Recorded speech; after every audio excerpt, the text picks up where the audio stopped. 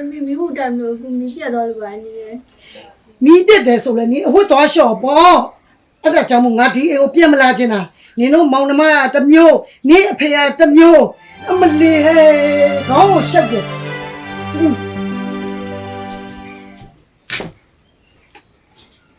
နေပါဦးအန်ဒီကကျွန်တော်ညမလေးကိုပြောနေတာကျွန်တော်ညမလေးကဘာအမားလောက်ထားလို့လဲအန်ဒီကရောကျွန်တော်တို့အိမ်မှာရှိနေလို့လားအန်ဒီကရောမိဘတောင်းကြေခဲ့လို့လားကျွန်တော်တို့အိမ်မှာကျွန်တော်ညမလေးကအငယ်ဆုံးပဲကျွန်တော်တို့မိသားစုမှာအဖေအလုပ်လုပ်ကျွန်တော်အလုပ်လုပ်မယ်ညီမလေးမှာဘာလို့မှ